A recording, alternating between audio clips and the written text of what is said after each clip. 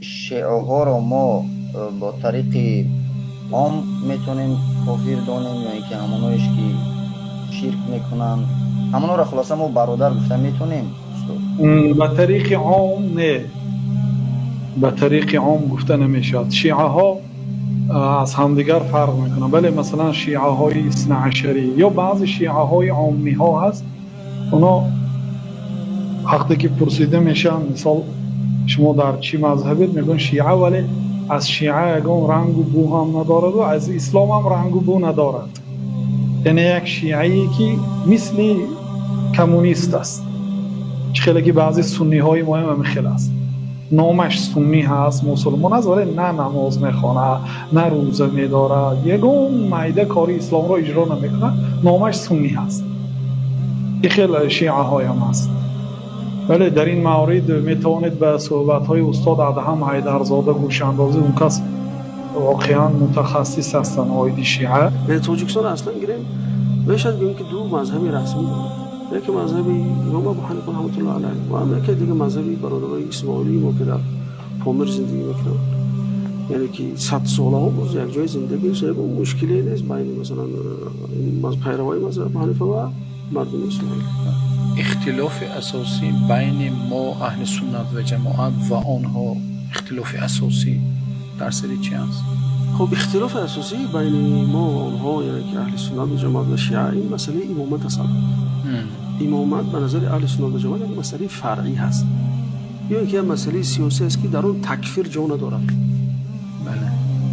برای امامت شده کسی که حق تکفیر کنی نداره، بلکه میگم که فایده و ضرر است، درست و خطا هست مثلا در امامت اولا و اولاتر است. لیکن این مسئله نمیشه که تو امام گفتی تو خطا کردی یا کافر شدی یا واشد. استاد بخشش یعنی تکفیری ها آنها بودن، نه ما رو امروز اتهام میکنن به تکفیری و به نمیدونم چی. اهل سنت دورترین مردم از تکفیر دارن، هم عادلترین مردم هستند. یعنی هیچ کس، بازم میگم مسئولم، هیچ کس نگفته است که همین فرقه کافر.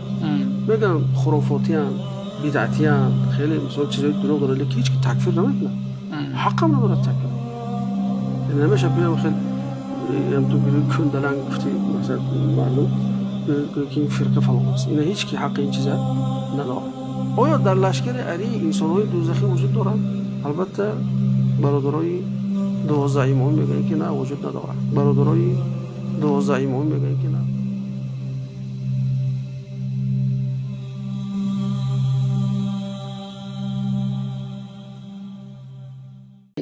الحمد لله الذي أرسل رسوله بالهدى ودين الحق ليظهره على الدين كله وكفى بالله شهيدا وأشهد أن لا إله إلا الله إيمانا به وتوحيدا وأشهد أن محمدا عبده ورسوله صلى الله عليه وسلم تسليما مزيدا. أما بعد، السلام عليكم ورحمة الله وبركاته. برادران و خواهران عزیز، حفظكم الله ورعاكم وبارك الله فيكم. بإذن الله سبحانه وتعالى این یکی از تحلیل های مسائل سیاسی و یکی از تحلیل های حالت های امروز است و البته در درون صحبت ما قسم اینچنین در این درون تحلیل بیان کردن حقیقتی چوج جهمی های زمانه هم هست. از این جوبنا ترسانچک های جهمی هم بیان میکنیم و بالاخره بعضی از روش کارها رو به شما بیان میکنیم.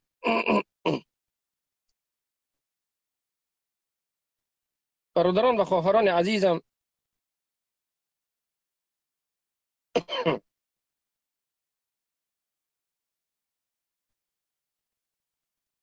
بارک الله فیکم.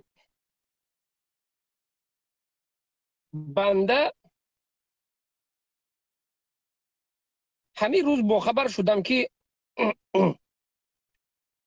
در فیسبوک یک چند روز است تلاش و ترتیش، کشمکش ها، طعنه ها، دروغ ها در بالای بنده می رود. البته که من اینقدر یعنی از عقب این جوهلو نیستم و وقتی از عقب این جوهلو شدن رو هم ندارم که یک بار فهمم بود. اینها یک روز پیش، تقریبا 2 روز پیش، تمام اهل بدعتی که در فیسبوک مقرشون هست و مکانشون هست، خوشیشون، گریه و غمگینیشون، حکومتشون و تمام هنر و دخمه اساشون، گفتی یک عرف مردم تاجیک اردهشون، یعنی مکانی که در همونجا جوش و خروش میزنند، این اهل بدعت در همون فیسبوک هستند. بالاخره 2-3 نفر برآمدند ضد ما کمینه گرفتن را شروع کردند. برادران و خواهران عزیز، حفظکم الله و رعاکم، این اهل بدعت از اول روزی که ما دعوت را شروع کردیم و ما میگویند که شما به مردم رد میزنید، شما به مردم هجوم میکنید، شما به مردم حکم میمونید. و من میگم این چیزی پوشیده نیست و بسیار این چیزها معروف است در گردی بعضی زبان به زبان، خصوصا اهل نفاق، اهل بدعت، اهل نفاق و بدعت و ضلالت، ناراضگیشون همین است. شب و روز میگن که شما همه رو میزنید. و البته که این تهمت است، ما همه رو نزدیم. همه کی است؟ اینا حالا همین جمله هاشون رو خودشون میفهمن که کلمه همه چی معنی دارد، کلمه مسلمان چی معنی دارد، مسلمان کی است، مشرک کی است. خیلی جاهل هستند، از هر خانه شون هم جاهل ترند. بالاخره ما همیشه منهجمون رو همیشه به شما بیان کردیم و بار دیگر امروز هم بیان میکنیم، شاید بعضی گمراه شده ها هدایت یابند. منهج ما قرآن است، سنت است، با فهم سلف این امت.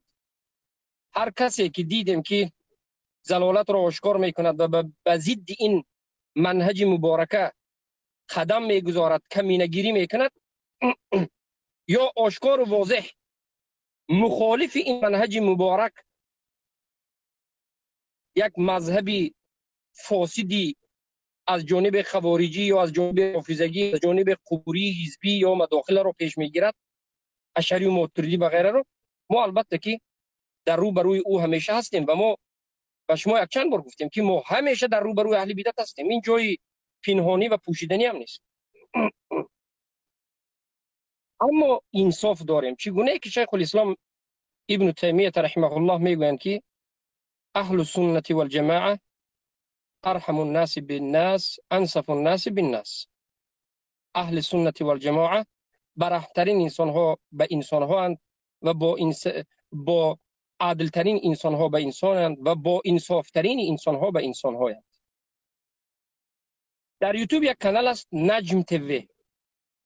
در درونش هر گونه صحبت کننده ها وجود دارد. ما هر یک اونها را صحبت نمیکنیم، اگرچه همش رو میشناسیم و دربارهش معلومات داریم، لیکن ما با معلومات پیشکی خود درباره هیچ کسی صحبت نمیکنیم.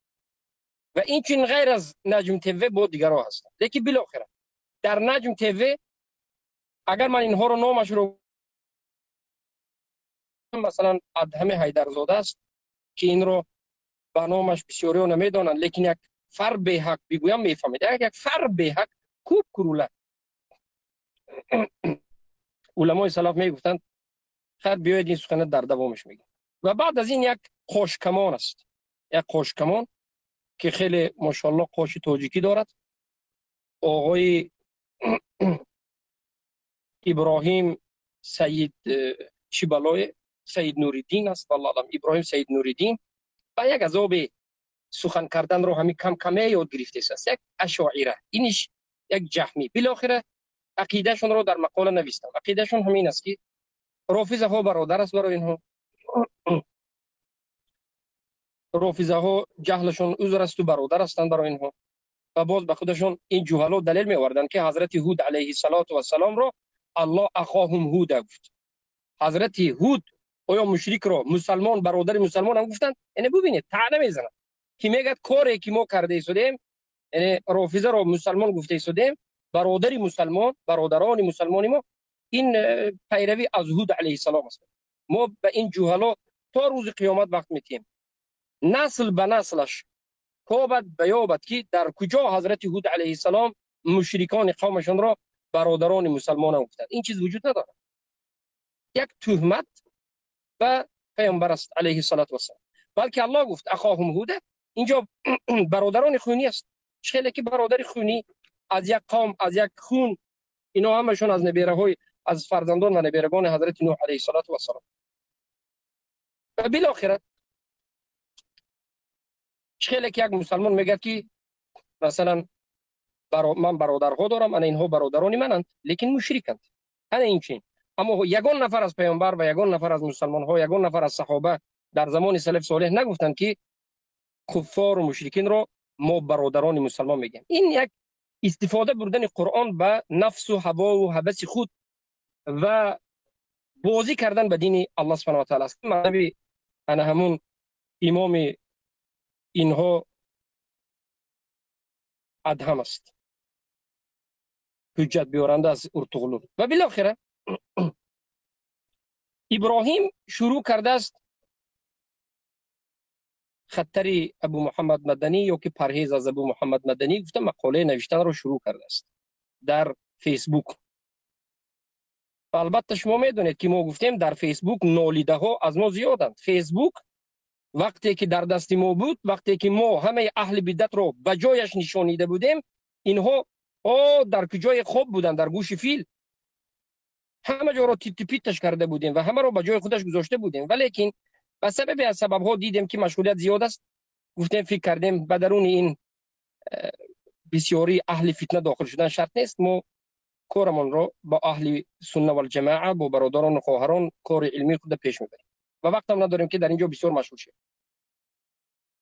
و بالاخره اینها همین بلاگرها کامنت می نویسد، بعضی خبر و اطوار و دعا بود، انا همین کاروکت مشغول است. یگان منهجی اهل سنت علمی درسی نداره.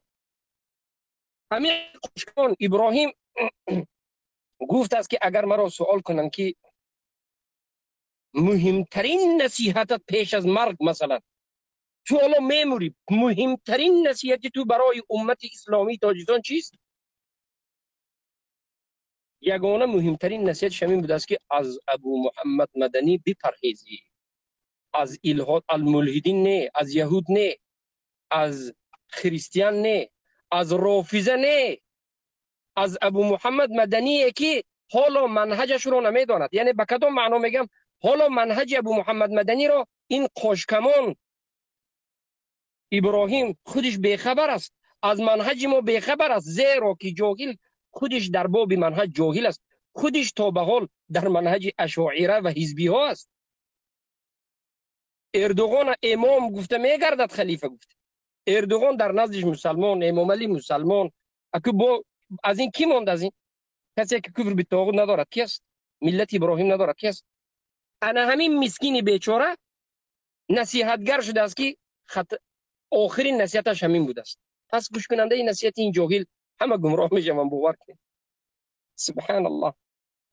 چه که رسول الله گفتند وقتی که قیامت نزدیک می شود ان الله يقبض العلم بقبض العلماء، لا يقبض العلم انتزاعا من قلوب الناس، انما يقبض العلم بقبض العلماء. الله علم از درون قلب انسان ها یک بار نمیگیرد، بلکه علم را با گرفتن علما میگیرد، حتی اینکه لا يبقى عالما، تا اینکه یگان عالم وجود نمیماند، به وجود نمیماند.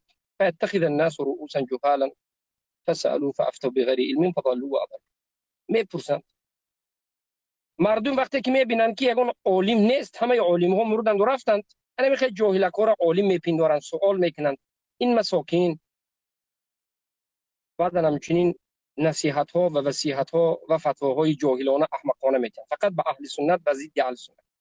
بار دیگر میگم این جهالات تا به حال اگر یک کتاب سلف رو به دستشون گرفته شرح داده خونده باشند، بیاید به من بگوید که ابو محمد خطا کرد، خطاگی هم اقرار میکنه. کتاب سلف میارم، اگر نام سلف نگویم، نام کتاب نگویم، یک مقاوه کتاب بکنم و به این یک کتاب رابطیم از کتاب سلف، صاحب این کتاب رو تکفیری، خوارج، مجسمه گفته میبراید. امام اینها همین دو سه نفر از اشاعره هست، هیچ کسی نیست. و نه فقط اشاعره هم همون علم بعضی اشاعره هم ندارد. اینها هم قرضاوی زندیق شاگرداش است. قرضاوی که رجم این کار میکرد، قرضاوی که به خاطر دموکرات فوت کردن نجیب میداند، قرضاوی که به وحدت الوجود دعوت کرده، قرضاوی که دروازه کفر نمانده مگر اینکه در مونده. اخوان المفسدین است. بالاخره همین ها آمدن وصیت میکردن که ابو محمد مدنی رو کشت. و البته در زیر این یکی دیگر از جهمی هایش عبدالله قلزاده گفته است نامش رو، حزبی نهضتی بود، عالم نهضتی است و یکی از سرسپرده های نهضتی و یکی از اشعری ها و یکی از کودکچه های قرضاوی است. یک رسم هم دارد، در بغل قرضاوی نشسته یک رسم گرفته است در آغوش قرضاوی. رسمش هم اولو برادرها پیدا میکنن، انتشار میکنن. این جهمی یک گمراهی ضال دیگر که اعتقاد عیناً همین اعتقاد دارد.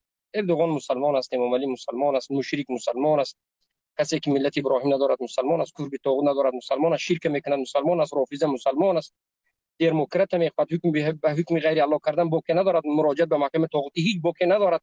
یگانه کسی گنده در این روی دنیا در نزد خوبسان من اهل سنت و الجماعت است. اهل سنت و الجماعت رو تکفیری میکنند. این خوبسا بروی خوارج حال روبرو نشدند که یک بار برویشان توف کند و مذهب خوارج چی بودن به اینها بگوید. اجماع گوید که تکفیرش کند، ابو حنیفه گوید که تکفیرش کند، امام مالک گوید که تکفیرش کند. خوارج ندیدیم خوبسا.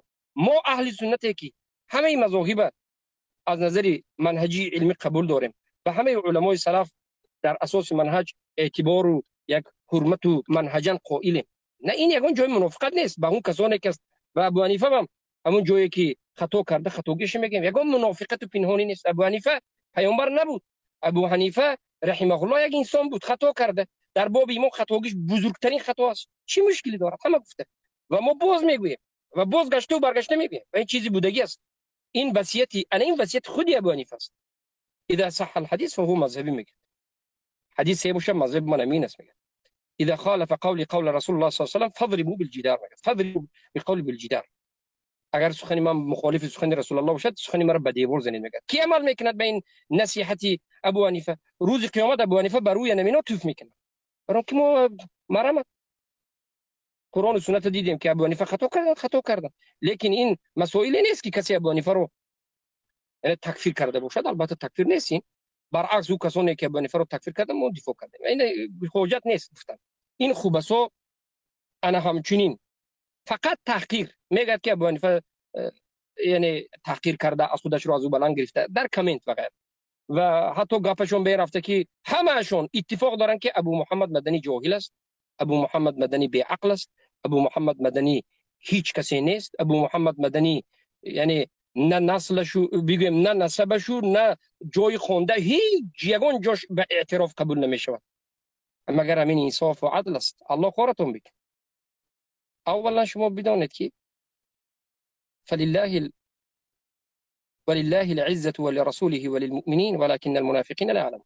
عزت از آن الله است، از آن رسول الله است، از آن مؤمنین است، ولی منافقا بیخبرند.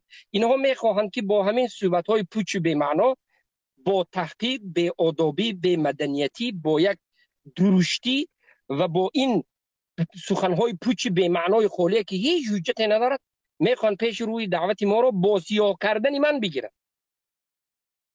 چرا به من افتادن؟ چرا تو امروز نمیافتادن؟ برای اینکه دیدن که دعوت مبارکه توحیدی و این نهال او کوچکی که چندین سال گفته بودیم کمی بلندتر شده و کم میوه دادن را شروع کرده. اینها به لرزه در اومده، اینها و نفسهاشون تنگ شده، زیرا که این خوبسا خودشون رو به همه علامه و این و آن گفته از نام دین و تجارت مشغولن. زندگیشون از بالای همین چیزا است. لیکن البته که خیلی گفتیم عزت از آن الله است، عزت از آن رسول الله است، عزت از آن مؤمنین است، ولی که منافقان بی خبرند. ولله العزة جمیعا. همه عزت از آن الله است و الله به کی خواهد عزت میده و از کی خواهد میگه. والله قسم به الله اگر تمام روی دنیا یک دسته شوند و خواهند که یک نفر را به آبرو کنند و پس زنند و نابود کنند که الله او را دوست دارد و این منهج و راهش حق است و الله به او فرصت داده، از دشتشان هیچ چیز نمی آید و باز خودشون خوار و ذلیل میشه. اینا مجبور هستند که پند دهند وقتی که الله سبحانه و تعالی خواسته باشد و این قریب است و قریب است. ان شاء الله ناامید نباشید، مسلمان ها قریب است که این جهمی ها و این طعنه زنندگان به قرآن و سنت خور شدنشون قریب است که دیده شده روز به روز. الحمدلله اهل سنت و جماعت مردم همه فهمیده شدند، الحمدلله رب العالمین. و یعنی ابراهیم عبدالله عاقل زاده، ابراهیم سید نوری‌الدین عبدالله عاقل زاده و این حیدر، این ادهم حیدر زاده، اینا پنهانی کمینه گرفتند و البته برادرها به من خبر دادند و اسکرین شات کردند، به من ارسال کردند و بعد از این برادرهای زیادی الحمدلله داخل شدند و مردمی که به فیسبوک هرگز اهمیت نمیدادند، پروا نداشتند، به اونها حتی فیسبوک نداشتند و حتی استفاده بردن فیسبوک را نمیفهمیدند، به سبب این جهمی ها فیسبوک را هم در مدت 15 دقیقه فهمیدند میدرایند و البته به خودشون صفحه ها گروه ها برای اینکه اهل توحید مرده نیستند، اهل توحید زنده اند. و ما به همه این برادر و خواهران میگیم که هر کسی که میتواند به این خوبسا اولا فیسبوک شد و در واقع به اینها اگر با مقاله ها باشد، با ردها باشد، منتشر کند، حق واضح کند. اینا خواستند که پیش راه توحید منهج اهل سنت را بگیرند.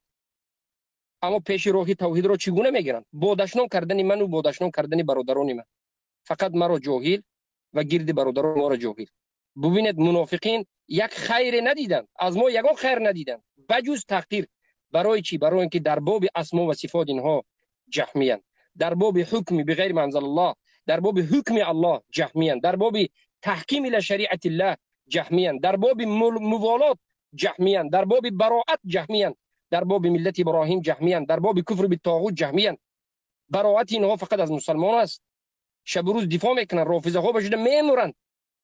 خود مثال آوردن، طعنه به پیامبر میزنن که رافضه ها را مسلمان گرفته، اما برادر مسلمانیشه که توحید دارد، کفر شرکش ندیده، از بغض و عداوت فقط طعنه میزنن. الله خورتون بکند. شما 3 نفر گمراهان را الله از این هم بدتر بکند و چهره های شما را واضح بکند. والله تو به حال غیر از ادهمی که رافضه ها را برادر گفت به دیگری شما اهمیت نداده بودید. لیکن از این به بعد هر یک قدم شما، هر یک نوشته شما و هر یک صحبت شما در زیر سنجش برادرها قرار میگیرد و البته این جهمی های شما، کفریات شما و شرکیات شما البته که به برادران و خواهران مسلمان رسانیده میشه. خاموش ایستادن ما در حق روبروی شما این نبود که ما از شما بیخبریم. خاموش ایستادن ما این بود که تو به کار فعالیت خودت که رسانیدن اون چیزهای عمومیاتی که مشغول بودی، ما هم به کار فعالیت خود مشغول بودیم. قسم شریعت را تو رسانیده ایستاده بودی، ما هم در همون جانبی که هستیم رسانیده ایستاده بودیم، مشغول نشدیم به تو. اما شما بی آدابی کردید، که احمق بی ادب برآمدید با این جگرکفی، جگرخونشوی، هجوم یک ناامنانه، هجوم منافقانه خونبه ها زدید مثل رافضه ها. لیکن الحمدلله اهل سنت و الجماعت از هر یک روش شما با خبرند، از یک مقاله های جاهلانه شما با خبرند. انکنون رسواگی شما باذن الله سبحانه و تعالی با همین شروع شد. به همه برادران انکنون انیق و دقیق درباره شما کار کرده که بودن شما را میفهمند. اما بعد این بود یک قسم سخنی ما. اما سوال به اینجا می آید که چرا یک باره اینها به ما شروع کردن هجوم کردن رو؟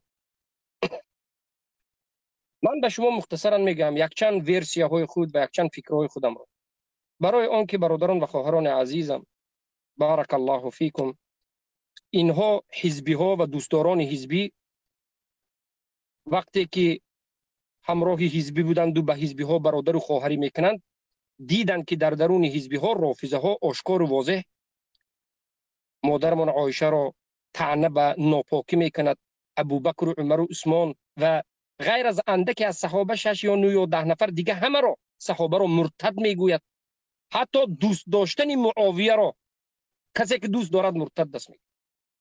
و همین ها به دو چشمشون اینا دیدن که همین در درون حزبی ها وجود دارد در درون حزبیات تا به حال رافضه آشکار وجود دارد و در درون اینها وجود دارد. اینا که خودش را اهل سنت میگوید، از یک طرف رافضه ها همهشون جمع شدن در یک حزب هستند، همهشون طرفدار یک حزب هستند. یک طرف رافضه ای که مادرمان عایشه را به ناپاکی بیان میکند و صحابه ها را مرتد میگد و طرفدار صحابه ها، دوستان صحابه ها را چی میگد؟ مرتد میگد. در یک طرف اینا مادرمان را، البته اینها ما از نام کسی دروغ نمیگیم، مادرمان را اینها البته مادر میگد، در این باب خوب است. مادرمان عایشه رضی الله عنها را پاک دامن میگد و صحابه ها را هم خوب میگد. و در بین حزب نهضت است، در بین کبیری و امثالش که اینها کبیری هم این جهلا که به نام اهل سنت است و اشعری، جهمی، قرضوی، زندقی است و هم رافضه ها را او کنترل میکنه. مذهبی مویدین کبیری چی است؟ ادوکات های میگه به طرف اهل سنت میگه که ادوکات های معاویه بس کنید کن. این مسئله 1400 سال پیش حل نشد. این مسئله هیچ کس حل کرده نتوانست. شما ادوکات های معاویه حل کرده نمیتونید. میگه مرامت صحبتی مویدین کبیری وجود دارد، در این بین صحبت من برادرانی که منتج میکنند خواهند گذارد. و به طرف رافضه هم نگاه میکند و میگه که برادران شیعه، برادران خودمون، شما هم میگه ادوکات علی بودن را بس کنید. این مسئله 1400 سال پیش حل نشد، این مسئله حل نمیشد. یعنی اینا ببینید در یک حزب نمی خیلی حالت است.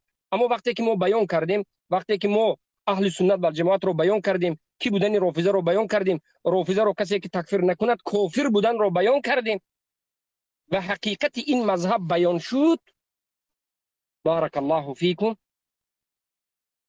بسیاری کسان از درون این جماعت ها هدایت یافتند، از درون رافضه شده ها، از درون حزبی ها، از درون این اشعری ماتریدی ها. و البته که بحث مناظره به درون اینها کشیده شد و از درون اینها مسلمان های اهل توحید توبه کردند. البته از درون اینها توبه کرده مسلمان اهل توحید شده، این مسئله رو کشیدند که اینها مجبورن سپیکتاکل را شروع کردند که رافضه فلان کفر دارد، رافضه فلان کفر دارد، رافضه قبر پرست است، رافضه امام ها را معصوم میگه، رافضه قرآن را تحریف میکند. همه کفریات رافضه را میگویند، اما در آخر میگن که رافضه برادری ما هست. هر دو طرف هم. البته رافضه ها اهل سنت برادر نمیگد، رافضه ها آشکار میگوید که هر کسی که معاویه را دوست دارد کافر است، گفته است. فرزند قیام الدین سرش بریده شده در درون ترمه، این کوری حالی که مشرک مرده و فرزند همین مصباح گفتگی یک فرزند ولد الزنا از صیغه شده دارد. این خبیث مشرک آشکار میگه که هر کسی که علی را و معاویه را دوست دارد، معاویه را به خاطر دوست داشتنش کافر است میگه آشکار. سیدونی سیسترفشانی اعضای پیمان ملی، مشاوری مجلس خاص و اعضای ریاست عالی پیمانشان، دو دست راست و چپ و پایش من نمیدونم گجای کبیری و این آنش استاد همه حزبی، این لعین کافر زنطلاق، این ولد الزنا که والله علم فرزنداش میگم همین فرزنداش از صیغه شده، والله علم این خبیثی کافر میگه که آشکار واضح صحابه گمراه بودن، میگه آشکار واضح، آشکار واضح لباسی عمامگی، لباسی آیت اللهی میپوشد، آشکار اینو در درون اینو گشت است. و یک چند نفر دیگر این خوبسا، یک نفر دیگرش یک لعین به نام الیاس در همونجا رسمش دیم به طرف کربلا لایالای یعنی خیلی در درون لای رفته است. این مزدوران خود فروخته، این خوبسای دست پرورده ایران، این خونخواران اهل سنت، اینا آشکار میگه که اهل سنت کافر است. تا پیامبر اینو تکفیر کرده رفت، احمد هم نموند، احمد ابن حنبل هم، ابو حنیفه هم هیچ کس نموند، ابو بکر و عمر هم نموند. اینها برادر این خوبسا مرمت رافضه را برادر میگه، عقیدهشون دیگر نیست. اما از جانب دیگر این اشعری، این جهمی، این مزدورای اردوغان، این فروخته شده های قرضاوی، این زنادقه ها، همین سه نفر دیگر، این جهلا رافضه را همه اینها را با برادر میگن. میگن که علمای رافضه بله بعضشون میگن کافر است، بعد از قیام آن اختلاف دارند در بینشان، اما مردم عامه به مانند تاجیکا و فرزنداش عامه بود است اینا، و همه این مردم عامه رافضه اینا میگن برادران مسلمان ما. حالا میداند که رافضه شدن ناممکن است تا آن زمانی که تو صحابه را تکفیر نکنی، تا آن زمانی که عایشه را مادرمان صدیقه بنت صدیق را دشنام به ناپاکی نکنی، تا زمانی که امام ها را معصوم نگویی. هر یکیش کفر فوق الکفر. شب و روز عذر کافی میکنن. اینا با میگن که ما ضد رافضه حرکت داریم. خوابو و خسیرو خوبسای جوهلای دروغو. ما هرگز به ضد رافضه حرکت نکرده شده. حرکت شما به مردم نشان داده شده که همین رافضه که همین قدر کفر داردم لیکن برادری من تو هست گفته شده. اگر شما خوبسا نباشد، برعکس مردم تاجیکستان خودش از این رافضه میترسد. مردم تاجیکستان، مسلمان عامه تاجیکستان، مسلمانای عادی که در تاجیکستان است، یک نفر پیامبر را حقارت کند، یک نفر ابوبکر عمر را حقارت کند، یک نفر قرآن دشنام بیتید، یک نفر مادرمون عایشه رضی الله عنها را به ناپاکی پاکند، میگه وای وای پناه به الله، پناه به الله، کافر شدی. توف گفته میگریزه. همین یک چوپان آدم عادی، یک عربکش عادی، مسلمان عادی که نمازخوان است، نه تو را گوش کرد، نه مرا، نه هیچ کس. همین یک مسلمان عادی در تاجیکستان هر کسی را دید که صحابه را طعنه میزند، توف میکرد، میرد، گوش نمیکرد. اما وقتی که تو خوبسا را گوش میکند، شما جهمی های زمانه را، فروخته شده ها را گوش میکند، کمان، خوشکمان و بوقی فربی و اینو آنته، بعد از این میگد که بله اگر چی اینا دشنام دیدم لیکن مسلمان بود است، برادری من بود است. میگد برعکس این چیز شما عادی کرده شدید. رافضه را به درون تاجیکستان در آورده، عادی نشان داده، خدمت خیرسانه خوبسا شما کرده شدید که به مردم گشته و برگشته گفته شدید که بله رافضه کفر دارد، بله رافضه فلان فلان کفر دارد، اما برادری مسلمان ما است. شما گفته شدید خوبسا. این هیچ ضرر بر رافضه ندارد. این دعوت شما فایده بزرگترین، خدمت بزرگترین بر رافضه همین است. رافضه میترسد که عقیدهش را به مردم بگوید، برای همین اومده تقیه کرده. بیچاره خوبسا یک چند سال تقیه میکنه، من حنفی، من حنفی، من صوفی، من اشعری گفت. خصوصا اشعری و ماتریدی، برای که اعتقاد اشعری و ماتریدی بر رافضه 80% یک است. در باب اسما و صفات، در باب توحید، در باب تکفیر و غیره و مخالفت به اهل سنت و قبوری صوفی کتی. خودی صوفی هم میگه، بیاد میگه بشری و ماتریدی صوفی یک جا شویم تا که این احمدی هایی که پیرو احمد ابن حنبل است و ابن تیمیه اینو زنه میگه تکفیر کن. و بالاخره رافضه ها خودش میترسد عقیدهش گفتن به که مردم ورا درست نمیفهمد. گفته این خوبسا خدمت خیرسانه کرده شده است، شب و روز کفر رافضه را میگوید، در آخر برادر مسلمان میگه. مردم به این چیز عادی میشه، رفته رفته میگه که بله کفر رافضه داشته باشدم برادری ما است. میگه تمام. از دعوت این خوبسا چی فایده برادر خواری مسلمان؟ از دعوت این ادهم بوشکی احمقی ارتغلور که حجت فقط است که نه ارتغلور بود است، و از این عبدالله کلزاده بچچه قرضاوی زندیق کافر، و از این خوشکمان احمقی ابراهیم جاهلی جهمی، از دعوت اینا چی فایده است وقتی که رافضه را کفرش گوید در آخر بیاد بگه اینا مسلمان برادری ماست؟ مگر این آماده کردن مردم تاجیکستان به آینده رافضه، آماده کردن مردم تاجیکستان به یک حکومت رافضگی همین نیست؟ مگر آماده کردن مردم تاجیکستان از نظر پسیکولوژی، معنویات که در آینده رافضه ها می آیند، حکومت رافضگی می شود، اینا کفرهای زیاد دارند ولیکن برادری ما هستند، گفتن نیست؟ مگر پیدیواری رافضه را آماده کردن نیست؟ بله هست. انمینا هستن خوبسا پیدیوار رافضه را میکنن. منهج اهل سنت این است تو وقتی که قوم کفر را بیان کردی به مردم بگو که کافرند، یا اصلا خاموش باش.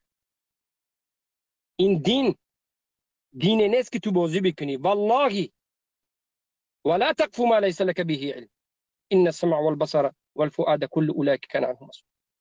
در نزد الله پرسیده خواهد شد، هر یکی از اینا پرسیده خواهد شد. شما فکر میکنید که روز قیامت دور است، ولیکن الله میگه که و نراه قریبه، ما میبینیم که روز قیامت نزدیک است. قسم به الله ای جهمی ها، ای دفاع کنندگان طاغوت و مشرکین، ای فرزندان قرضاوی و ای فرزندان اردوغان، ای مسلمان خوانندگان امام علی، شما حزبی ها حتما در نزد الله سبحانه و تعالی روبرو خواهید شد و جواب خواهید داد به این پیدیوار گذاری که در بین تاجیکان، در بین مسلمانان اهل سنت تاجیکستان میگذارید.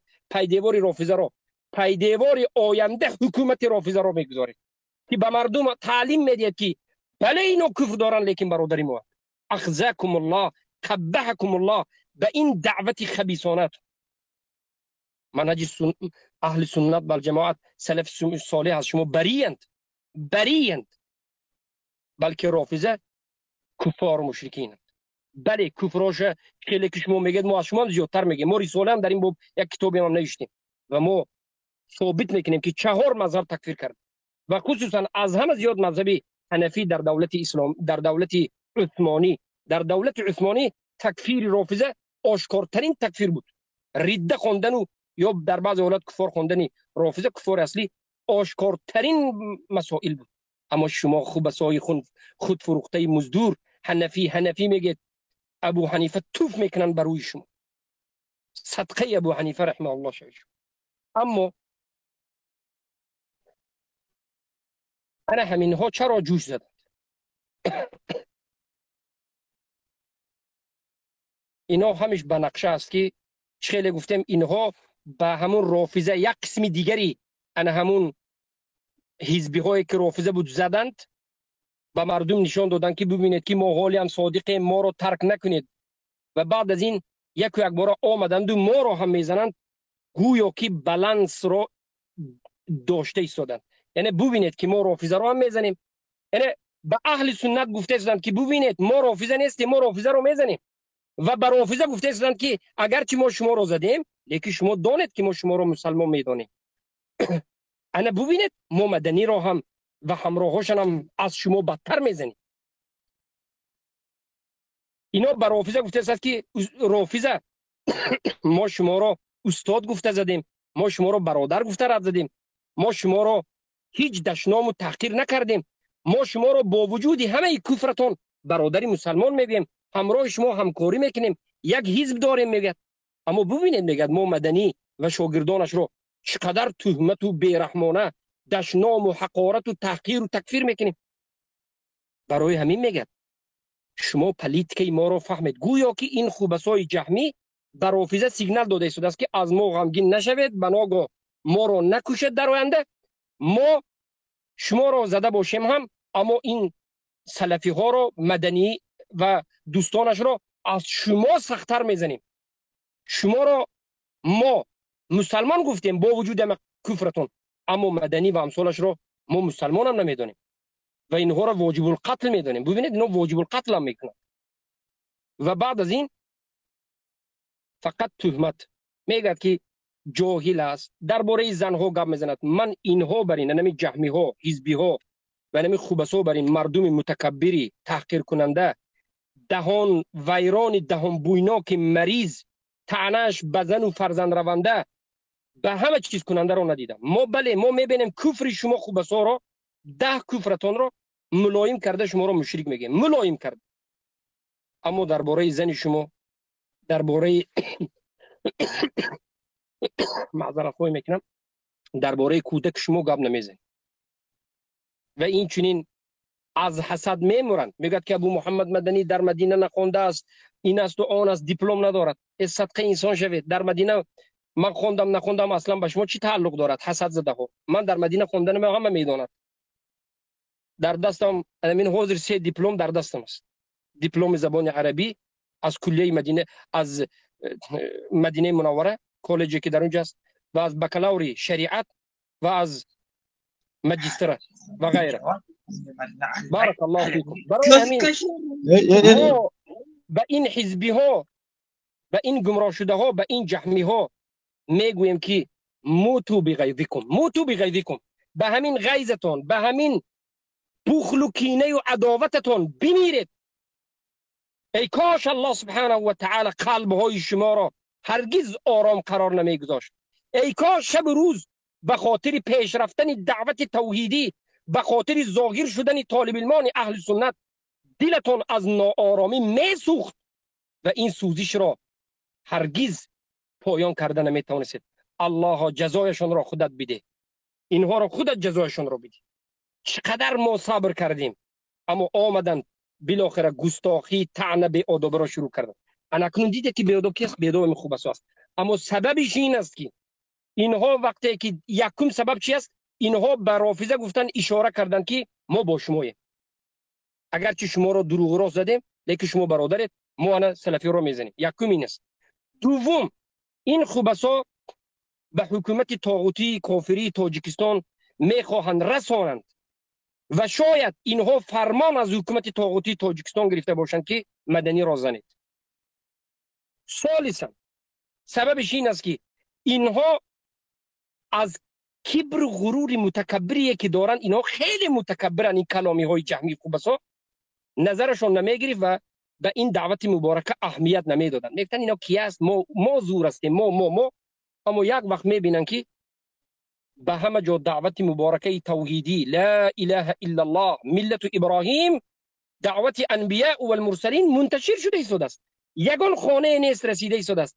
و دعا کنید برادران و خواهران عزیزم، و از این روز عبارت شب و روز من هم دعایم را شدیدتر خواهم کرد، دعایم را شدیدتر و نقشم را بزرگتر و منهج دعوتیم را وسیعتر خواهم کرد باذن الله.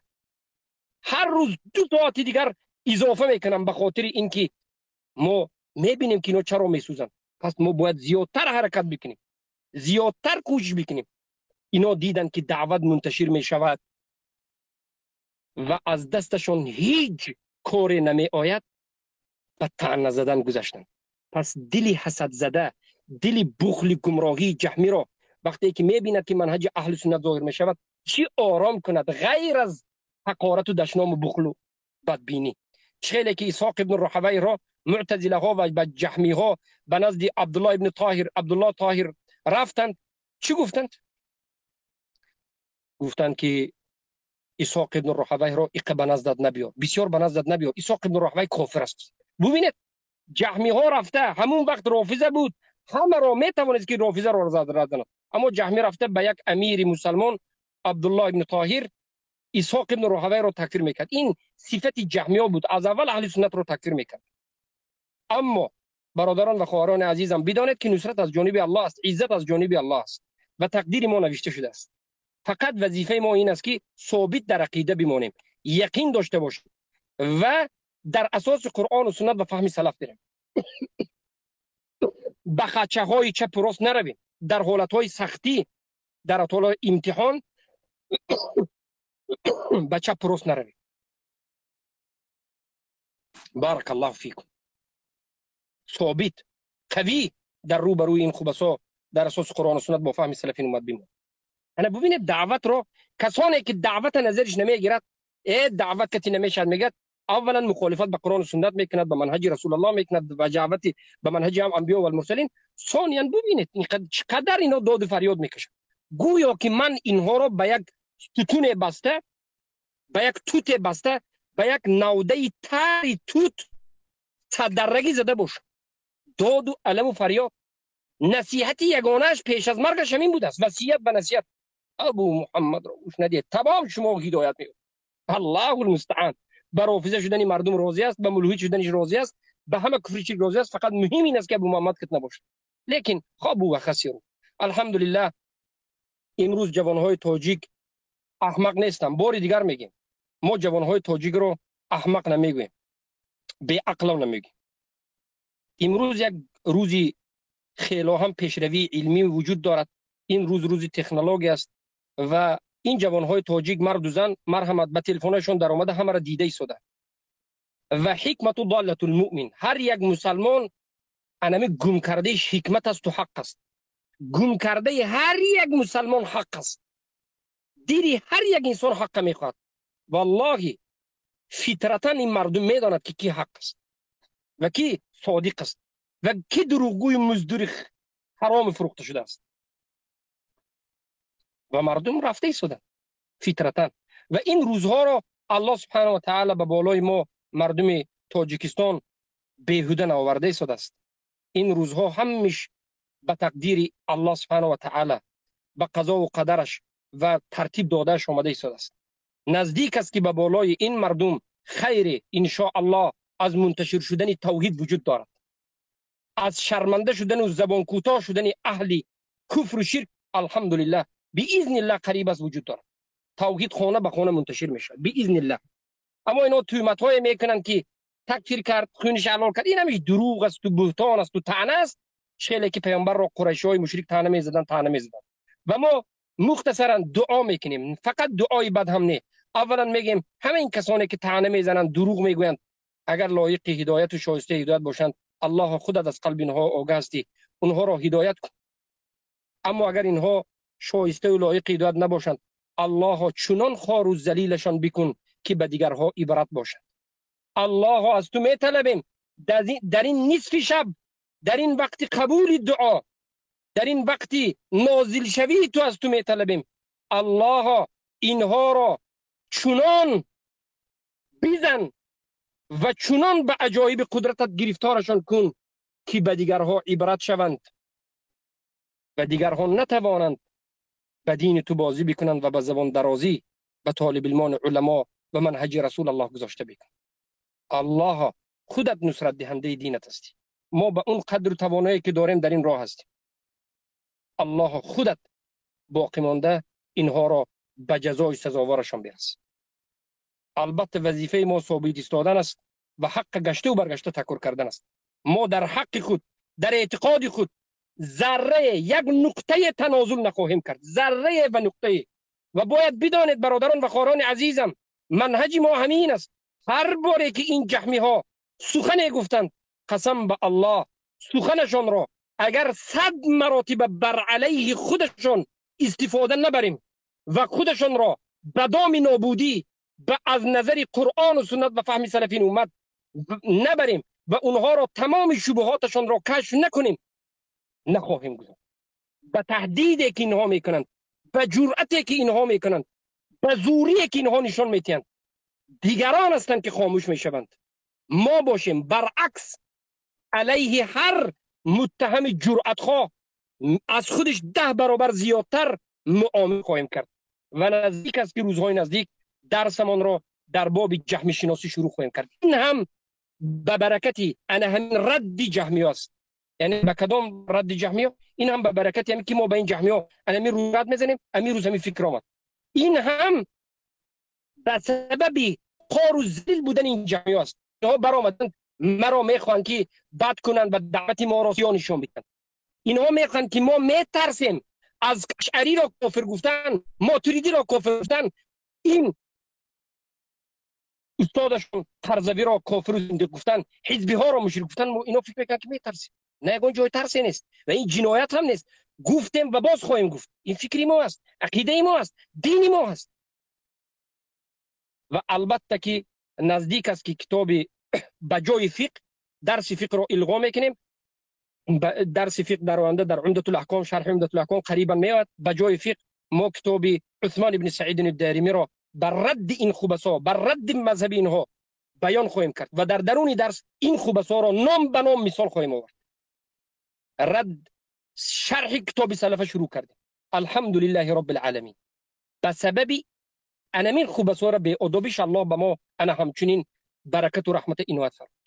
اولین کتابی که شرح میتیم الرد على الجهمية عثمان بن سعيد الدارمي، بعد ذلك الرد على بشر المريسي عثمان بن سعيد الداري، إمامنا شيخنا رحمه الله ورحمة واسعة. و بیان میکنیم که جهمی کس، اشعری کس، ماتریدی کس و این خوبسای فروخته شده مزدور شاگردان اردوغان کی است؟ همه به گپ میزدند اردوغان یک کودک نوزاد بیگناه سوسکه مکیده میگشت است و به گپ زدن هم خوارجی بود است. این خوبسا گجا نرود دینش را به همون جا میفروشد. امروز ایران رفت رافیزه، امروز اردوغان رفت اردوغانی، امروز امام علی اگر به اینها اجازه داد امام علی اخزاکم الله قبحکم الله. اما ما وظیفه ما ثابت ایستادن است. ما به همون چی هستیم؟ به همون منهجی که ما وعده دادیم به الله سبحانه و تعالی. منهج چی؟ قرآن و سنت فهم سلفین اومد، دیگر راهی نیست. و بعد از این یکی از اینها یک حزبی دیگر را به من یکی از برادرها میدین است که ارسال کردند. دیدم که سلیم جان است، سلیم است. او قسم دومی نامش در خاطرم نیست، فراموش کردم، لیکن سلیم است. این سخنگوی رسمی پیمان ملی که پیمان دروغین به نام ملی میگویند، اینا 4-5 نفر رافضی و ملحدا جمع شده، دین فروش خوبسا. سردارش محیدین کبیری است. بله نامش است سلیم سلطانزاده. بله سلیم سلطانزاده. سلیم سلطانزاده هم در فیسبوک نوشته است که اسکرین شاتش رو هم دیدیم و ویدیوش رو هم دیدیم. بعد از این گفت است که من هر روز سهراب عادلیان گوش میکردم و در ویدیوش میگه که سهراب عادلیان چقدر زیبا با آداب و اخلاق صحبت میکنه. ببینید به اینها یک آدم لازم است که هرگز همین دین باباگی اینها را، دینی ساخته ای انمون امام علی رو، من نمیدونم لینین و استالین که ساخته رفت، در همون مکتبش هم باباش هم میگفت اینان همون بد نگوید هیچ کس، همون یک رنگ روید. اگر اینا بگوید که اکا جان اکا ماشاءالله شما خوبید زور دین و آن گوید، فقط درباره فضیلت گپ زنید. شما اکا همین در همین شفیار هستید، یک بار سبحان الله گوید 1000 ثواب میگیرید، گوید اینو لذت میبرد. فردا میبینی که مرا شیخ الاسلام ابو محمد مدنی حفظه الله گفته است. سهراب میگه که چقدر خوب، یگان سخنی به جان میگوید، همه سخنهاش همین به ما معقول است. چرا ابو محمد مدنی معقول نیست؟ برای اون که ابو محمد مدنی همون راهی که لینین و استالین ساختمان، همون راهی که ادبیات های مزخرف جمع کرده به بالای تو ساختمان، همون سیستمی که 70 سال به تو بودو، همون ملاهایی که بعد از 70 سال با 30 سال دیگر در زیر طاغوت رافضه را مسلمان میگه، عقیدش در باب الله شناسی خراب است و کفری است، عقیدش درباره توحید کفر و شرک است، اما سله دارد دوریش دارد. همون قالب و همون سیستم دروغینه که او دین نیست، تو دین میگویی، همون شکست. عیب ابو محمد مدینی همین است که از درونی همون مردمی که همین روانه هستند مقلد کورکورانه برآمد و گفت که من مقلد هیچ کسی هم نیستم و من از یگان نفری شما هم نمیترسم. عقیده من همین است، تو کافری تو مسلمانی، تام کارت کن. چی پرابلم کرد دیگر؟ ابو محمد مدنی سخنهایش خیلی برای ما معقول نیست. برای چی معقول نیست؟ برای اینکه شرک تو را گفته، برای اینکه شرک حزب تو را گفته، برای اینکه سخنهای کفریت را یک به یک در اساس قرآن و سنت بیان میکند.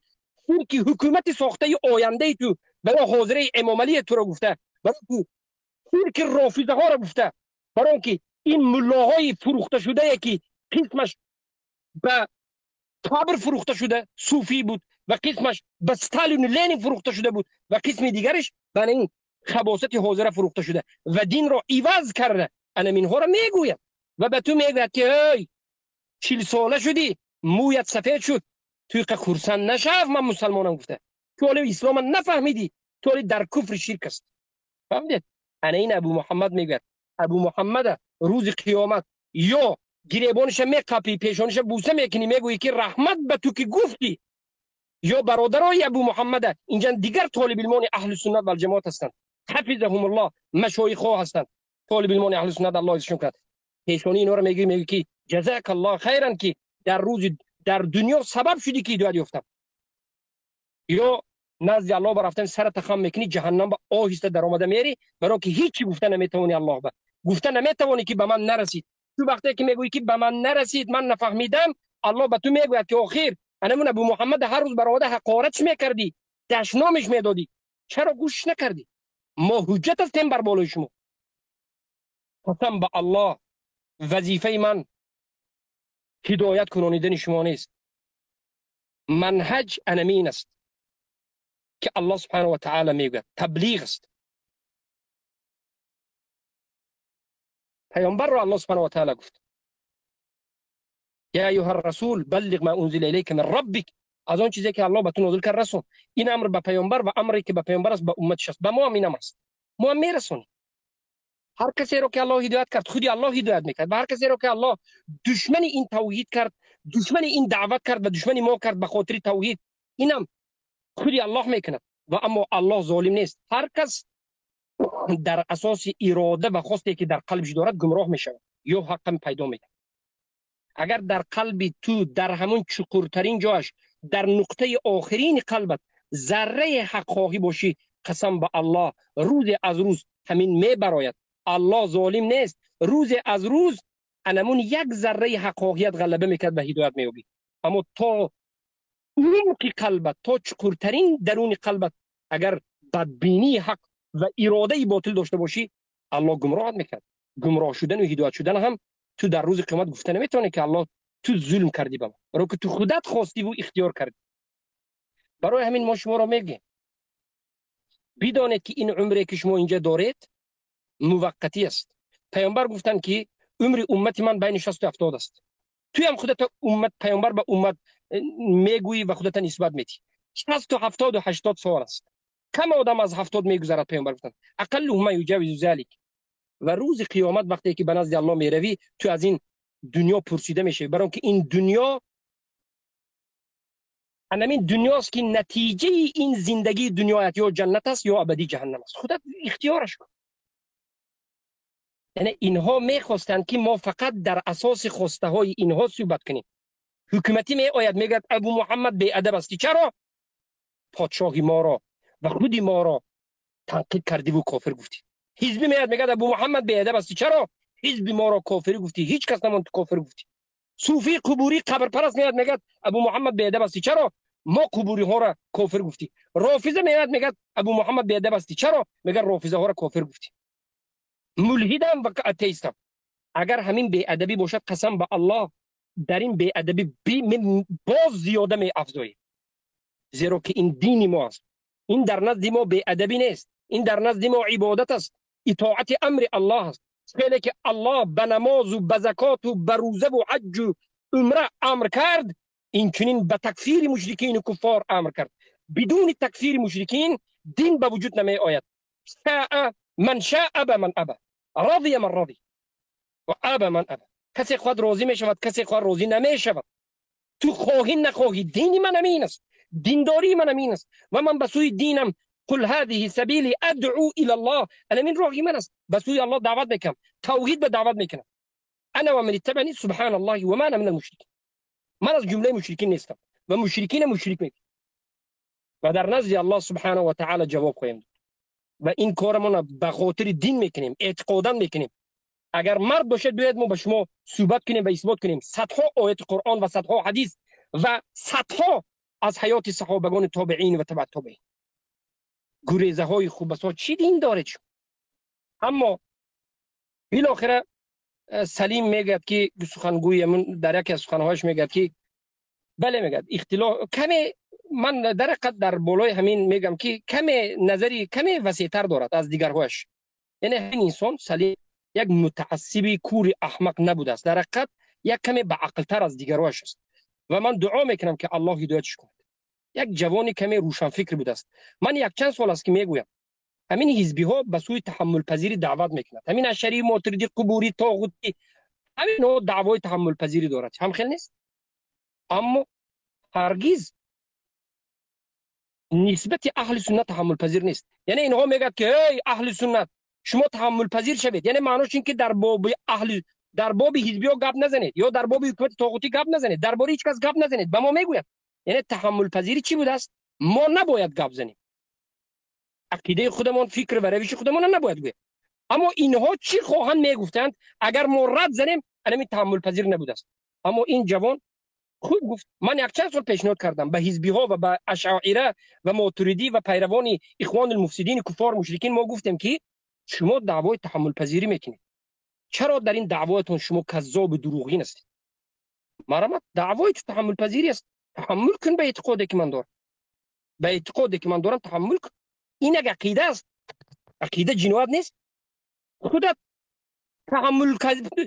تحمل پذیری کردی بر حافظه، بر حافظه یکی کفرش شب و روز از لب و چارش میریزد، یگان کفر نمان داخل شد. دینت، رسولت، قرآن، سنت، انبیا و رسول همه را طعن زد و کافر گفت و خودت کافر گفت. خونت و مالت حلال میگه، زنت کنیز میگیرد. خوب بسوی حافظه این تحمل پذیری کردی، آوردی در حزب جا دادی، اینو کتی برادری کردی. اشاعره ماتریدی خوب بسا رافضه بد است، رافضه بد است، اما برادری جانی ما است. میگه اخزکم الله. خوب بسا اینو با تحمل پذیری کردید. اتئیست کتی مویدین کبیری گپ میزند، همون جوانی که گپ زد اتئیست است. یک جوانی که به زبان روسی گپ زد، یک چشم پیسه، یک صورت خونی که حرامی، لااقل چشمش یک بار اکرام به نشون نمیده. چرا میدونید؟ خودش از صورت خودش نفرت میکند، چشمش به دیگر طرف میگیرد و میداند که الله او را زده. چشمش چشمی مثل یک از حیوان هم بدتر است، چشمی خر از او بهتر است. چشمش یک چشمی ملحدی حرامی است و بالاخره به ملحد تحمل پذیری میکند. آشکار واضح ملحد میزند، تیتو پیتی عقیده همش میبرارد، به ملحد تحمل پذیری دارد. یهود کتی اقبالی احمق و کبیری و تمام حزبی ها یک فردوس یهودی حرامی بود، تحمل پذیری کردن. فردوس و یهود لعنتی میگه که من میگه شما مسلمان های تاجیک میگه بتبر به سرتون زده میگوید خونش نمیخیل فس فس برات لذت میبرم میگه انمین میگه توحید یهودی من است میگه این تروریست نشد این آدم کش نشد به این تحمل پذیری کردین خوب است های منافقین حرامی به حکومت های دیکتاتور تحمل پذیری کرد تمامی مقدسات اسلام به حکومت فروخت به همه تحمل پذیری دارد به همه غیر از اهل سنت و جماعت غیر از ما به دیگه همه تحمل پذیری دارد. برای چی؟ برای که ما غریب هستیم، برای که ما اینا فکر کرد که اینا کی است؟ یک نفر دو نفر چیکار کرده میتواند؟ در تاجیکستان دستگیری ندارد، حکومت ضد اینا باشد. در اروپا ما اینها را دروغ را طعنه میزنیم باور میکنن. در اروپا نوشتند، در همه جا نوشتند و دادند، لیکن اینا فراموش کردند که صاحب این زمین هفتگانه و آسمان هفتگانه الله رب العالمین است و رب السماوات والارضین است. اینا فراموش کردن قدرت الله. پشتیبان ما الله بودن فراموش کردن. الله خودش به ما وعده داد که و کفى بالله حسیبا، خودی الله کفایت کننده و حساب شماست. الذين يبلغون رسالات الله ويخشونه ولا يخشون احدا الا الله وكفى بالله حسيبا. اونهایی که رسالت الله میرسونند، دین الله تبلیغ میکنند و تنها از الله میترسند، حق میگویند، دیگر از هیچ کسی نمیترسند، الله برای اینها کفایت کننده است. قسم به الله ما از همین جنین انسان هستیم باذن الله. بسری ما کار نماند که نکرده باشند، طعنه نماند که نزده باشند. همین به سبب یک سبب است. ما رافضه بودن اینها را بیان کردیم، رافضه ها را کفرش بیان کردیم. خطا کردن اینها در جنگ های گذشته را به سبب اینکه صوفی بودند، منهج صوفی آخرش آمده باز 10 سال جنگ کن، قسم به الله 20 سال جنگ کن، تو می آیی اگر حزبی باشی صوفی باشی باز دست موملی بر این یک آدم به حکومت میتی نمیتوانی، برای که تو عقیده نداری، تو منهج نداری، تو سیاست نداری، تو پالیتیک نداری. ما اینها را بیان کردیم بجای این که گویند که سبحان الله انا همچنین جوان ها از تاجیکستان برآمد، انا همچنین علم دارد، بیا به اینها هم تحمل پذیری کنیم که آدابی که ما داریم خوبسا ندارید، مدنیتی که ما داریم ندارید، تربیتی که ما داریم ندارید، علم دینی و دنیوی که ما داریم ندارید. خوبسا نه از نظر زبان شناسی، نه از نظر پالیتیک شناسی چی دارید غیر از دروغ، دزدی و حرامی؟ نه دین نه دنیوی، نه علم دینی و دنیوی برابری ما شده نمیتوانید. و امیدوارم که روزی از روزها قائل بین میشوید. شما چرا نمیوید در همون قاعده قانون خودتون را تحمل پذیری نمیکنید؟ اما یک نفر الحمدلله با عقل پیدا شده است که میگه بله بگذارینم فکر خودش گوید، میگه بله اصلا به تو. و این قدم اول به ان شاء الله حق فهمی حقایی است. بگذارید ما فکر اندیشه خودمون را بگوییم. چقدره که شما حرکت کردید که ما فکر اندیشه خودمون نگوییم، چند برابر زیادتر میشه. و بعد از این میگه که سوال میتید و با همین جواب سوال سلیم نقطه رو به خاتمه میرسونم صحبتم رو. سوال میتید که این اختلاف نظرها میگه از یک طرف رافضه، از یک طرف ملحد در تاجیکستان، از یک طرف مثلا حزبی، از یک طرف مثلا اشعری ماتریدی صوفی، مثلا اختلاف گونه، یک طرف حکومتی، از یک طرف مثلا شاید یهودی و نصرانی باشد، از یک طرف اینها اهل سنت و جماعت ما یا اینها مورا سلفی و غیره میگن. عاقبت چی میشود؟ میگه چیکار میتوانیم ما جمع شویم؟ من میگم به همین سوال جواب گرفتن نمیتونم. ما مختصرا میگیم به سوره آل عمران و 133 نظر بکن. الله سبحانه و تعالی چی میگه؟ الله میگه اعوذ بالله من الشیطان الرجیم واعتصموا بحبل الله جميعا ولا تفرقوا واذكروا نعمة الله عليكم إذ كنتم أعداء فألف بين قلوبكم فأصبحتم بنعمته إخوانا وكنتم على شفا حفرة من النار فأنقذكم منها كذلك يبين الله لكم آياته لعلكم تهتدون. نتیجه انمین آیت بست، جواب در همین کلام الله هست. الله میگه که چنگ بزنید به حبل الله همتون یک دسته. حبل الله چیست؟ ابن عباس میگن که لا اله الا الله، دین، قرآن و سنت به فهم سلفین اومد. همه کسانی که خود را مسلمان میگوید حزب ترک کنید، مذهب بازی را بس کنید، فتنگری فکر خود اشعری ماتریدی را بس کنید، صوفیگی قبوری را بس کنید، حزبی رافضگی را بس کنید. حنفی گفته تعصب کرده دیگران را تکفیر کنی را بس کنید. طاغوت پرستی را بس کنید. همه شما بیایید چنگ بزنید به حبل الله، بر ریسمان الله. در این دنیا الله ریسمانش هم خیلی پرتوفته گذاشتگی است. بیاید بر ریسمان چنگ زنید، مسئله تمام است. ریسمان الله این قرآن است و سنت است با فهم سلفی اومد. ریسمان الله لا اله الا الله است. بیایید به لا اله الا الله چنگ زنید. بیا آقای سلیم منصفانه، انا رافضه رو چند وقت است برادر گفتی، استاد گفتی، گشتی. بیایید حزبی ها یک مرتبه در نزد ما هم لا اله الا الله رو 2 هفته از ما شنوید، 2 هفته به ما آرامانه درباره لا اله الا الله بحث و مناظره کنید. خیلی که بر رافضه ها رفته گوش کردید، بیاید 2 هفته ما رو گوش کنید، شما میفهمید. حبل الله به چنگ میزنید، باذن الله قسمی از شما مسلمان میشه. به یاد بیارید، الله میگه به یاد بیارید نعمت الله را. این به اهل مدینه میگه. ببین اهل مدینه اوس و خزرج به 2 قسم، از یک طرف یهود قینقاع بن نذیر بن قریظه، فقط در بین اینها جنگ بود. خصوصا یهود نمیگذاشت که اهل مدینه اوس و خزرج یک دم آرام همدیگر را نکشته اختلاف نکرده زندگی کنه. 100 سال همدیگر را میکشته.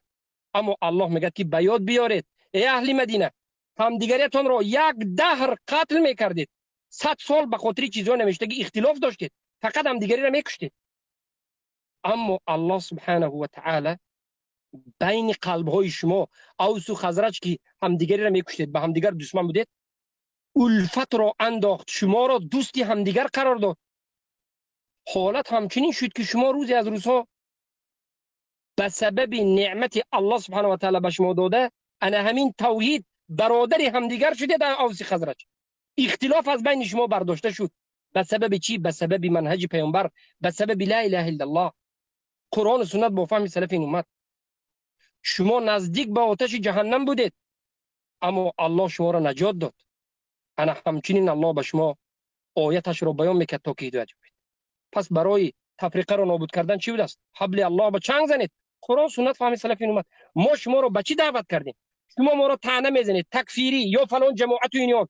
نه تکفیری هستیم. همون تکفیری که الله در قرآن، تکفیری که الله در قرآن کرد، همون تکفیر میکنیم. در نزد ما کافر کسی است که شرک اکبر کفر اکبر کرد، کافر است. و نماز خواندم، زکات دادم، وقتی که شرک اکبر کفر اکبر کرد، کافر است. آخر عادی است، یک آدم وضو کرد بعد از این رفت و باد برآورد. اما شما نمیفهمید. به شما من خیلی عادی گپ زنم، گوزید گویم بعد میفهمید شما احمقا. 10 سال است من به شما میگم، یک آدم وضو کرد و رفت و گوزید. همین وضو دارد یا ندارد؟ آخر گوزید وضوش شکست. اگر چی وضو کرده بود وضوش شکست. یک آدم نماز به الله اکبر گفته در آمد، در درون نماز گپ زد، نمازش درست است یا باطل است یا گشته خواند؟ درست نیست، گشته خواند. انا همچنین یک آدم خودش رو مسلمان گفت و شهادتن رو گفت، اشهد ان لا اله الا الله اشهد محمد رسول الله، نماز خواند، اسلام به در آمد، این مسلمان است. اما بعد از این رفت و قبر به الله شکایت کرد، قبر به سجده کرد، از قبر طلب دعا کرد، حکم به حکم غیر الله کرد، اراده حکم غیر الله کرد، تطبیق حکم غیر الله خواست.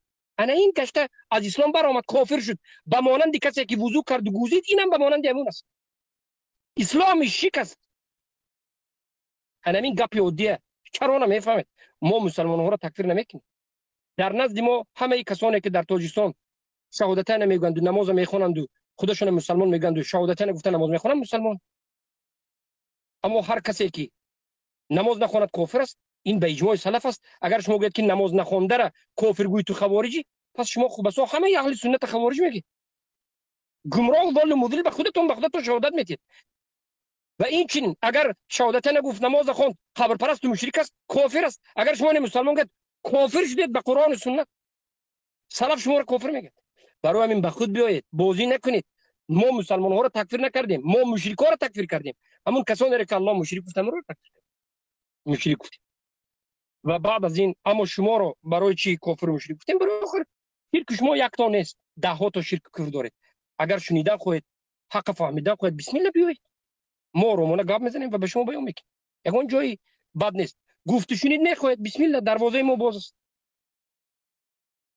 اما به این فسادی نمیشه. راه نجات در از فتنه دور شدن، راه نجات قرآن و سنت فهم سلفین اومد. دیگر راه نیست، دیگر راه نیست. بارک الله فیکم. انا این بود امروزه صحبتی که ما کردیم و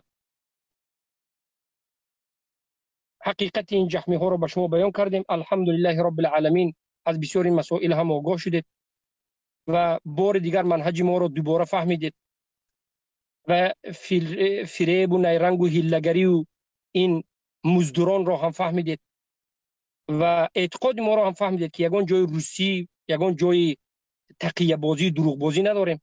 مردانوار گفته شدیم و حزب رد زدن معناش این نیست که ما طرفدار حکومت باشیم. حکومت رد زدن معناش این نیست که ما طرفدار حزب باشیم. اشری و ماتوریدی را زدن معناش این نیست که تو طرفدار حکومت باشی. حکومتش هم یک ظالم دیکتاتوری، یک بشیر که کفر واقع شده کافر مشرک است. بلشکرش که اینا مسلمان میگن لشکرش و این صوفی قبارش هم یک مشرکی دیگر است و این حزبیاش هم یک مشرکی دیگر است. همین است، این فکری ماست و ما حق داریم فکر کردن. این خوب است می آیند شب و روز هجوم را به بالای ما بر حافظه ها اجازه دادن، اونا چیکار خواهد میکند. اما البته که شما فکر نکنید که تاجیکستان سرزمین شما هست و خلاص. شما فراموش نکنید که ما زنده ایم، ما از انمی تاجیکستانیم و تاجیکستان این سرزمین ما هم هست. شما فراموش نکنید که چیکار خواهد به بالای ما میکنید و تماشا میکنید و فراموش نکنید که به این چنین جوانها یک نفر نیست، دعوت مبارکه جوش میزند و البته که ما همیشه در ظاهر شدن توحید، برای ظاهر شدن توحید، برای حق خودمون ما وجود داریم و ما به هیچ کس اجازه نمیدیم 4-5 جاهل احمق که بی ادب بی مدنیت که بیاید هرزگویی کند. ادب آموزید، مدنیت آموزید، علم آموزید. جوهلا ان شاء الله همش خوب میشه. اگر نه آموختید و نفهمیدید حالتون از اینم بدتر میشه. اخزاکم الله. پس این بود و امیدوارم که میفهمید. البته که این در این روزهای فتنه خیستن به توحید، ظاهر کردن توحید این آسان نیست برادر عزیز. وقتی که 100 سال این 70 سال لنین و استالین، مارکس اینها فکر خود در اینجا جای کرده است. خو اینهای شاعر و پائر ساختگی است. مکتبی و دانشگاه ما تا به حال در همون سیستم همون پسا شوروی یا بگیم وقت شوروی و یا در همون فکر و اندیشه غلامی و مستملکمی ادامه دارد. و از این طرف ببینید عقیده های گوناگون. البته در این حالت آسان نیست، لیکن ما باید ثابت بیستیم. گپ این بسیار چوجه ها به من اصلا تاثیر ندارد، ولی من باب این که برادران و خواهران ما پوزیسیون ما، منهج ما، راه ما و جواب ما را از دهان ما بشنوند با شفافیت و آشکار واضح، ما به شما بیان میکنیم. نه کبر و غرور میکنیم و نه خودمان را از همه بالا کردیم. منهجاً دین الله هم میرسونیم. ما تابع هستیم، ما تابع دین الله هستیم. ما فرمانبر هستیم، یعنی سرخم کننده هستیم به دین الله، قرآن و سنت فهم سلفین ما. دیگر هیچ کسی نیست. و ما نقل کننده هستیم قرآن و سنت با فهم سلفین. تا امروز ما خودمان را به هیچ کسی نه راهبر اعلام کردیم، نه خودمان را به یگان کس رئیس اعلام کردیم، نه یگان حزب داریم، نه یگان حرکتی داریم، نه یگان جماعتی داریم. هیچ چیزی نیست بجز اینکه همون دینه که اعتقادمان است میرسون و ما به این حق داریم. و اگر کسی حق نداری گوید نامعقول کرده است. حق داریم و حقمون میگویم. بارک الله فیکم. برای من برادر عزیزم همیشه شما در این مسائل زنده باشید و در مبارزه حق باطل یعنی با قدر استطاعت خود و با امنیت خود شما باید همیشه در پهلوی حق باشید. سبحانك اللهم وبحمدك اشهد ان لا اله الا انت استغفرك واتوب اليك.